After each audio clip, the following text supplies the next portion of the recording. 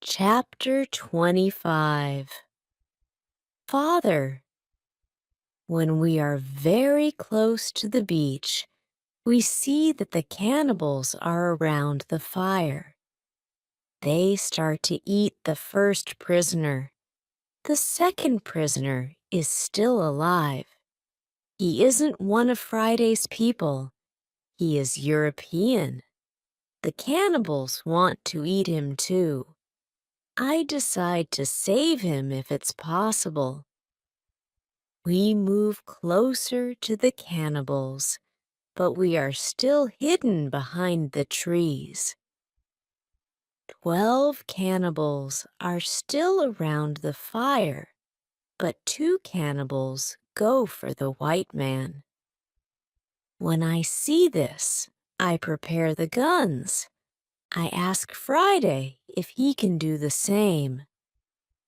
Then we shoot quickly at the cannibals from 6 guns. We kill 3 and seriously injure 2 of the cannibals. The other cannibals jump up, but they don't know where to run. They don't know from which direction the danger comes. Some run to their canoes. Some stay on the beach. We continue to shoot. We shoot 3 other cannibals. After that, we take our guns and we run to the beach. We shout very loud. I run to the prisoner, and Friday shoots another cannibal who is near. I free the European. He says something in Spanish to me. I give him a gun. He is weak, but he can shoot. The cannibals are shocked by our quick attack. Our unusual guns scare them a lot. Only 2 cannibals try to fight us. We shoot them with our guns. Friday fights very well. He quickly kills 1 cannibal who is injured. The second injured cannibal runs to the forest. Friday runs after him, and he kills him with his knife. Only 3 cannibals are able to run away. They jump in their canoe, and they start to leave. Friday shoots at them, but he doesn't hit them. It's dangerous to let them go, because they can tell their people about us. We want to jump in one canoe, and we want to follow them. But to our surprise, we find another man and on the bottom of the canoe. He is scared. He doesn't see the fight. He only hears the fight. Ropes are around his neck. He is in great pain. It's difficult for him to breathe. I quickly cut the ropes. When Friday sees him, he starts to cry. Then he laughs and he hugs the man. Then he jumps and begins to dance around him. Then he cries and laughs at the same time. When the strongest emotions are gone, Friday tells me that the prisoner is his father. I feel tears in my eyes when I see the son's love for his father. This happy incident delays us, and the cannibals are already gone. Friday massages his father's hands and feet. The massage helps him. It brings more blood to the hands and feet. Soon, his father feels much better. When they talk, Friday suddenly jumps up. He runs to the forest very fast. When he comes back, he has a bottle full of fresh water. He gives the water to his father, who is extremely thirsty. After he drinks, I ask Friday to give the rest of the water to the Spanish. He needs water very much, too. The Spanish thanks me a lot. He has problems to walk. He is very weak. I ask Friday to massage his feet, too.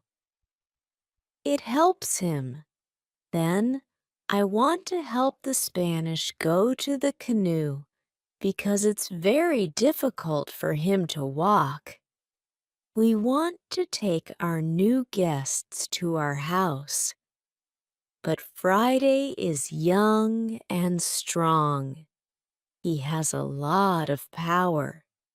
He takes the Spanish on his back and carries him to the canoe. He carefully puts him inside the canoe. Chapter 26. Dinner. When the Spanish is inside the canoe, Friday jumps out of the canoe. He pushes the canoe along the beach. Soon, we reach the place near our house. Friday helps our new guests out of the canoe, but they aren't able to walk. We have to carry them to our home. We have another problem when we reach our house. Friday's father and the Spanish can't go over the fence. I think about the solution. First, I want to pull them over the fence, but the cannibals are already gone. There is no danger from them now, so we can stay outside the fence. We make a tent for them outside the fence. We prepare soft beds for them too. When we finish this, I start to cook dinner. Friday brings some fish, and we cook them quickly. We have dinner together in the tent. Friday translates for me because the Spanish can speak Friday's language. After the dinner, Friday goes back to the beach. He brings back all the weapons. The next day, we bury the bodies of the killed cannibals. It's a lot of work. I speak with Friday's father the next morning. I want to know what he thinks about the cannibals. I ask, can they return? Can they attack us? He says, no, they can't attack us. They are scared of the guns. They think that you and Friday are spirits sent from heaven. I'm still worried that the cannibals can return, but they never return. When our guests are strong enough, I begin to think about the journey by sea again. I ask the Spanish why he is on these islands. He says that he is from the Spanish ship. He says that there are 16 Europeans on Friday's island. They are Spanish and Portuguese. They want to go home, but they can't build a ship because they have no tools. I show the Spanish the tools which I have from the ship. He says that with my tools, it's possible to build a ship.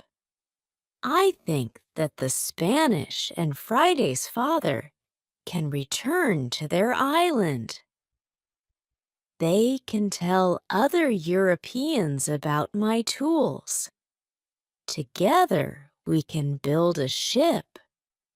Then, we can go to Brazil or Havana or maybe Europe. But the Spanish wants something else. He says, "It's better if we wait for some time. There isn't enough food for 16 other men on the island. We need more food to eat when we build the ship." I agree with him. He and Friday's father help us expand the fences and fields. We catch more goats. Now we have 50 goats. We collect a lot of fruit. Then we dry the fruit. We also prepare the materials for the ship. I choose some trees.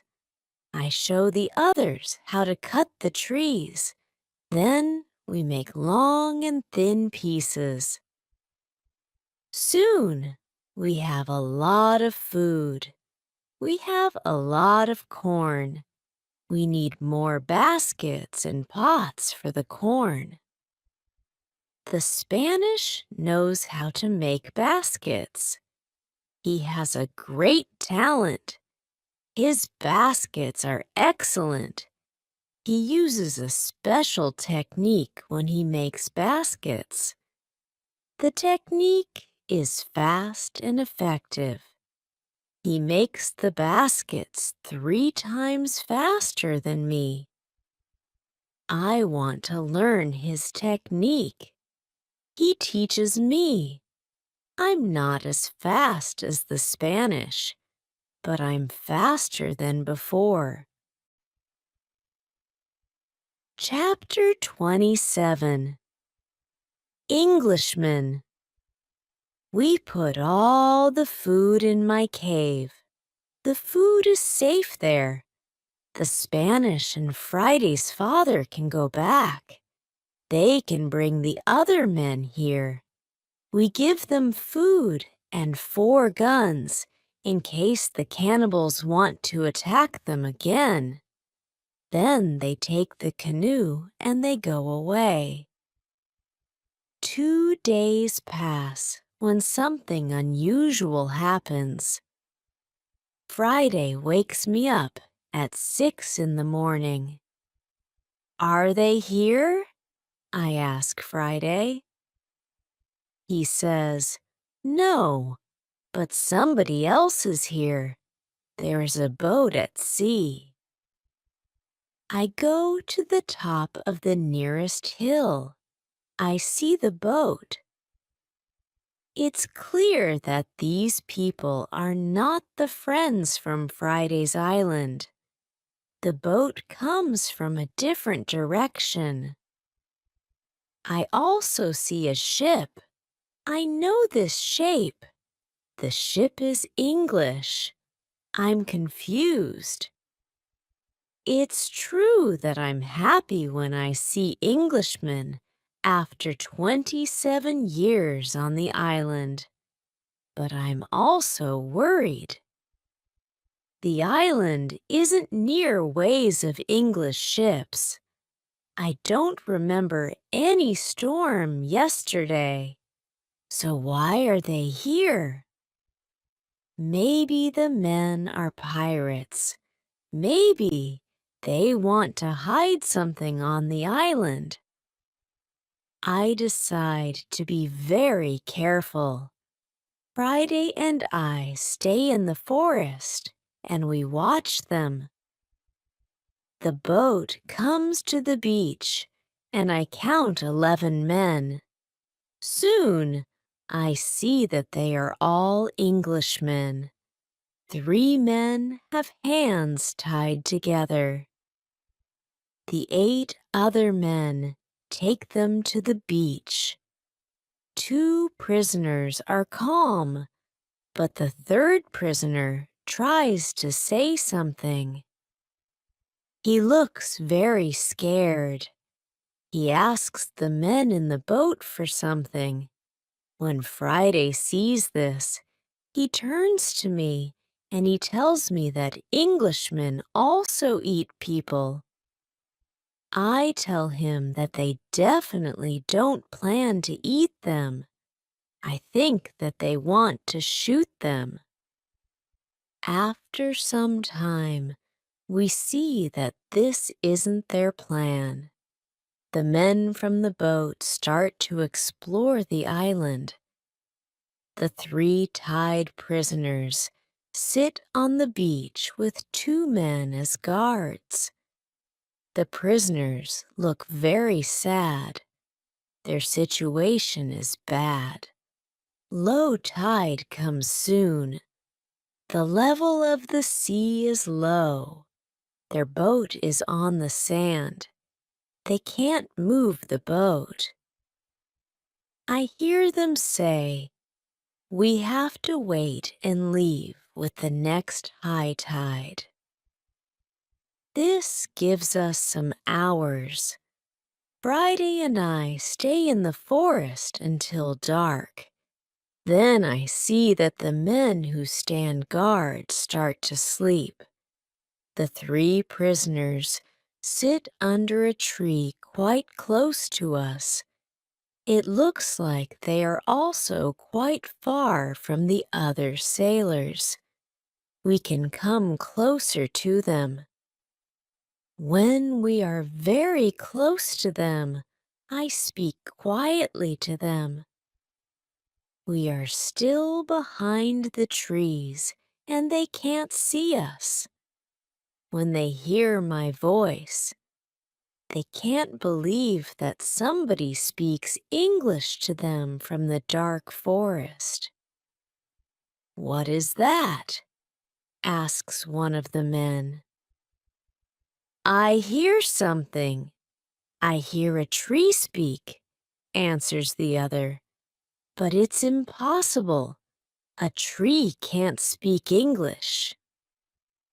"Yes, you hear something, but it's not a tree," I say quietly. "My name is Robinson Crusoe. I'm an Englishman. I live on this island. I can help you if you tell me who you are." After the first shocking moment, one man answers my question. He is the captain of the ship. But after a rebellion on the ship, the captain, his assistant, and a passenger are prisoners. The other sailors want to leave them on the island. The captain says, "The truth is that there are only two dangerous sailors who control the others in the group. 80% of them are still loyal to me. If the leaders are caught, the rest can return under my control."